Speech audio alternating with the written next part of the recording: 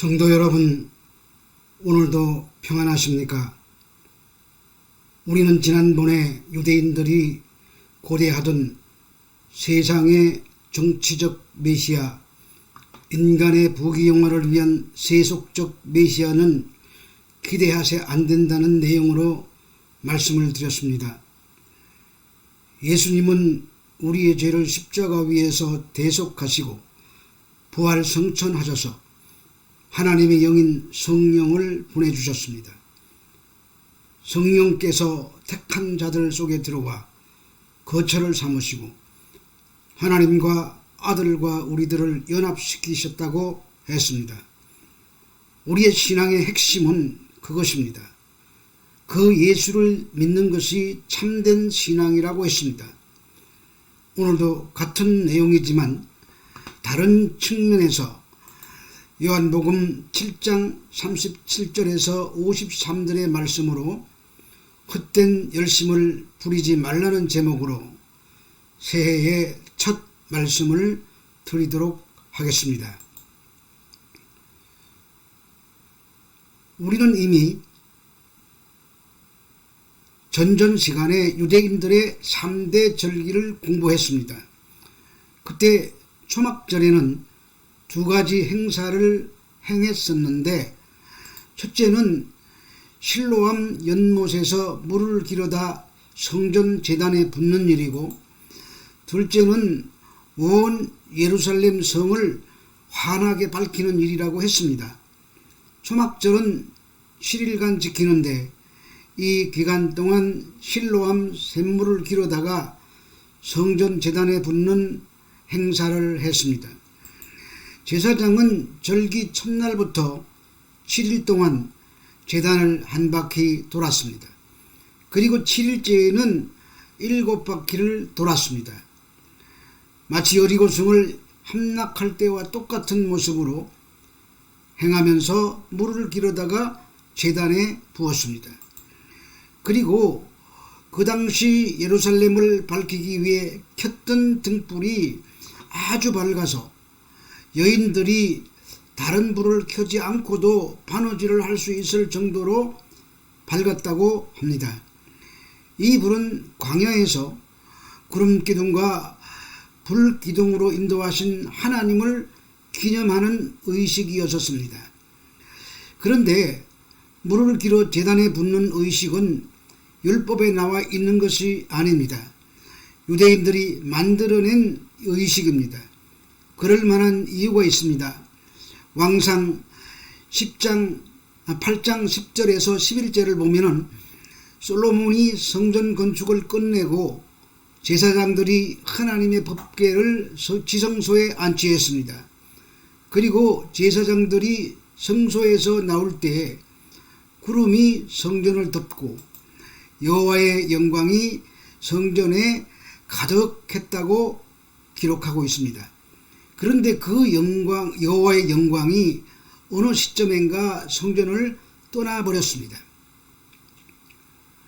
하나님 앞에서 패역한 이스라엘 성전에서 하나님의 영광이 떠나시는 모습입니다. 여호와의 영광이 성전 문지방을 떠나서 그룹들 위에 머무르니 그들이 날개를 들고 내 눈앞에 땅에서 올라간다고 합니다. 여호와의 영광이 성전을 떠나시는 모습입니다. 그런데 에스겔 선지자가 여호와의 영광이 돌아온 것도 보게 됩니다. 그 여호와의 영광이 성전에 다시 돌아왔을 때의 모습이 이러합니다.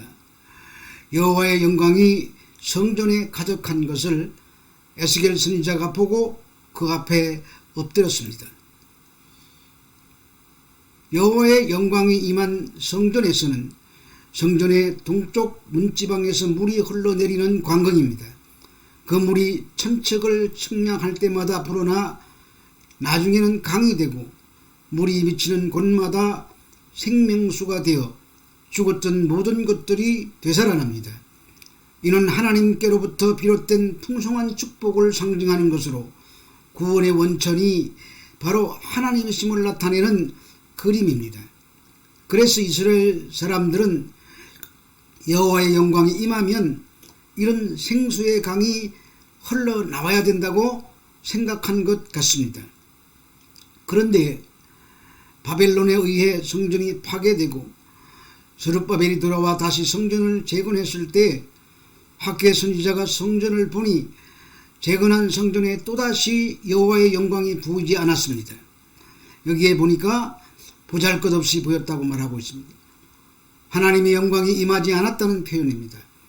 그래서 이스라엘은 그 후부터 여호와의 영광이 성전에 가득하여 다시 다윗과 솔로몬 시대의 영화가 찾아오게 되기를 기원하는 의미에서 인위적으로 성전 제단에 물을 붓기 시작한 것입니다. 바로 그때 예수님께서 나타나셔서 외치십니다. 사실 에스겔서 47장의 에피소드는 예수 그리스도의 십자가 보혈을 상징적으로 나타내고 있습니다. 그런데 그것을 알 길이 없는 유대인들은 초막절 제단에 물 붓기를 하는 것입니다. 그것은 기복적인 열심을 부리고 있는 잘못된 행동인 것입니다. 그 헛된 행위를 열심히 하고 있는 안타까운 현장에 예수님께서 나타나셨습니다. 그리고 그날에 유대인들이 7일 동안 열심히 물을 붓는 행사를 끝난 8일째 되는 그날에 하신 말씀이 누구든지 목마르거든 내게로 와서 마시라. 나를 믿는 자는 성경의 이름과 같이 그 배에서 생수의 강이 흘러나오리라고 말씀하셨습니다. 예수님께서 내가 생수라는 말씀을 하시는 것입니다. 7이라는 숫자는 하나님의 창조의 수, 안식의 수, 완전수입니다. 그러므로 7은 첫 창조를 나타내는 수라고 얘기할 수 있습니다. 그런데 예수님은 안식 후 첫날인 8일째 부활하셨고 8일째 성천하셨고 8일째 제자들을 세상으로 보내셨습니다. 이 8일째라는 말은 성경의 안식일 다음 날에 라고 표현하고 있습니다. 예수님은 이렇게 8일과 관계 있는 분이십니다. 7이 창조의 수라면 8은 완전한 창조 뒤에 오는 재창조입니다. 즉 8은 새 창조의 숫자인 것입니다. 주님은 첫 창조, 즉 율법 아래에 있는 그 첫 창조에 속한 자들을 허무시고 재창조를 하시기 위해서 이 땅에 오신 분입니다. 주님은 바로 그 8일째에 성전에 나타나셔서 7일 동안 열심히 율법과 절기에 물을 붓고 안심하고 있던 유대인들에게 너희들의 열심과 노력으로 하나님의 영광을 돌아오게 하려는 시도는 다 헛된 열심이다. 내가 생수다. 하나님의 영광은 나로부터 회복되는 것이다. 그리고 그 물은 너희들의 열심과 노력이 아닌 믿음으로 주어지는 것이며 그 물에 의해 주어지는 것도 화려한 세상의 권세의 회복이 아니라 하늘의 복인 영생이라고 말씀하시는 것입니다. 그렇게 성전 제단에 7일 동안 물을 길어 부어도 그 성전의 여호와의 영광이 돌아오지 않았습니다. 그들이 열심히 쏟아 부은 물은 곧 말라버렸습니다. 그러므로 인간의 어떤 노력이나 열심도 하나님 구원 사역의 손톱끝만큼의 도움도 될 수 없다는 말입니다. 영원하신 생수이신 예수 그리스도에 의해 우리 안에 하나님의 영광은 온전히 회복될 수 있는 것입니다. 오직 예수 그리스도의 은혜만을 의지하여야 하는 것입니다. 뿐만 아니라 우리가 추구해야 하는 목표 지점 또한 화려한 이 세상의 다윗 왕국이 되어서는 안 되는 것입니다. 우리는 나를 자랑하고 나를 증명하고 나의 영광을 드러내며 이 세상에 힘을 쌓는 것에서 참된 만족과 행복을 얻을 수 있는 줄 착각합니다. 아닙니다. 인간은 하나님이 부어주시는 하나님의 생명력, 즉 하나님의 영광에 의해서만 행복하고 만족해지는 하나님의 절대 의존적 존재로 지어진 것입니다. 그래서 하나님의 은혜에 의해 성도로 선택된 자들은 이 세상 것들이 아닌 하나님의 생명력이 풍성히 부어지기를 간절히 소망하게 되는 것입니다. 왜냐하면 그것은 나의 헛된 열심인 물붓기로 주어지는 것이 아니기 때문입니다. 그래서 사막에서 갈증을 느끼듯 하나님을 찾고 구하게 되는 것입니다. 그것을 시편 기자는 목마른 사슴이 시냇물을 찾기에 찾아 헤매듯이 내 영혼이 주를 찾기에 갈급하나이다 라고 표현을 한 것이고, 예수님은 의에 줄이고 목마른 자는 복된 자라고 부르신 것입니다. 여러분들은 그러한 목마름이 있으십니까? 그리고 이미 진정한 영적 해갈을 가져다 주실 예수 그리스도와 그분의 말씀이 우리의 이 갈증을 다 해결하신 것을 믿으십니까? 그 사람이 예수를 믿는 사람입니다. 그 사람만 생수이신 예수님을 마실 수 있고 지금 마시고 있는 것입니다. 예수님은 누구든지 오라고 초청하셨지만 그 초청에 응하여 예수를 마시는 사람들은 세상 것들에 목마른 사람들이 아니라 예수의 목마른 사람들 뿐입니다. 바꾸어 말하면 예수를 마시고 새롭게 창조된 사람들은 반드시 예수에 목말라 하게 되어 있고 세상의 힘이나 부귀영화에 목말라 하지 않게 되는 것입니다. 그런데 우리에게 소망되는 것은 예수님께서 십자가에 달려 돌아가시기 전에 내가 목마르다라고 하심으로 우리의 목마름을 전부 삼켜버리시고 그 목마름을 십자가에서 해결해 주셨다는 사실입니다. 우리는 그 십자가의 공로로 완전한 해갈을 하게 된 것입니다. 바로 그 사실을 하나하나 깨닫고 알아가는 삶이 신앙생활입니다. 예수께서 완성해 내신 그 목표 지점을 향해 열심히 달려가는 것이 신앙생활입니다. 이제 우리 성도의 삶 속에서는 예수 그리스도의 성품과 인격과 됨됨이가 완벽하게 나오게 될 것입니다. 그때가 완전한 해갈입니다. 그것은 이미 예수 안에서 완성되어 있는 현실입니다. 그러나 우리는 이 역사 속에서 우리 인생 속에서 타는 목마름으로 그 완전한 목표 지점을 향해 열심히 달려가야 하는 것입니다. 주님은 참된 해갈을 가져다 줄 그 물이 어떤 물인지 자세하게 설명해 주고 계십니다. 39절에 생수의 강을 성령이라고 말씀하십니다. 그리고 38절에 배는 헬라어로 코일리아라는 단어입니다.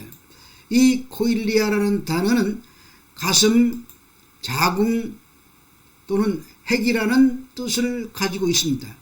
그러니까 이것은 우리 심령 깊은 곳을 표현하는 단어인 것입니다. 그런데 그 배에서라는 문장은 나를 믿는 자의 배에서라고 번역할 수도 있고 예수의 배에서라고도 번역할 수 있습니다. 그런데 이것은 참 애매한 표현입니다.